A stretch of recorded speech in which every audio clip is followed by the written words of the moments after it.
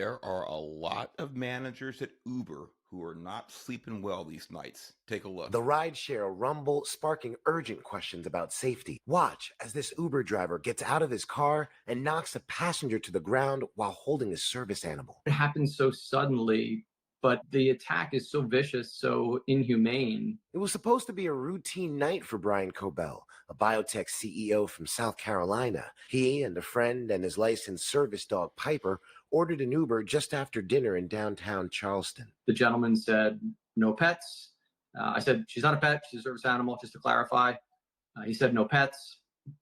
I said, look, she's a service animal, so it doesn't really fall under that again. According to his complaint, Kobel says the driver, 42-year-old Vadim Ulumdashiev, a Russian national authorities say is living in the U.S. illegally, refused to allow a service animal in his car. Surveillance video capturing Ulumdashiev storming out of his Audi and headbutting and punching Kobel as bystanders watched in horror. The Uber driver fled. Someone just punched someone and fell on the ground, and his head is bleeding from the back.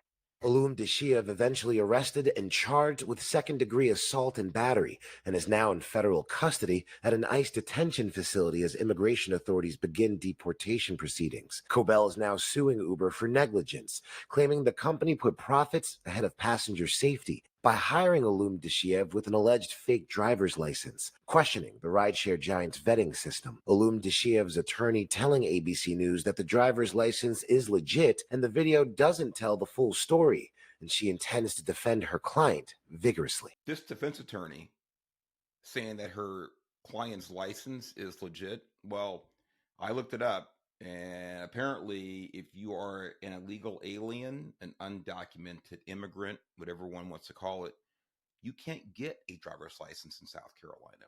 So I'd like to know exactly how it's possible that this guy had a quote unquote valid driver's license. He didn't. I don't know if there was fraud with the DMV or if this guy stole someone's identity, whatever it may be. That driver's license was not legitimate because the law does not allow it to be legitimate for an illegal alien in South Carolina. Uber, well, my only question is, how big is the check going to be? That's all there is to it. There was some oversight, some laziness, some negligence, whatever you want to call it, but they're in deep, deep doo-doo. I think it's pretty apparent. So give me your thoughts. You know what mine are? I'm curious. By the way, another example of let's don't give driver's licenses to people who cannot even obey immigration laws to begin with. That's our first step.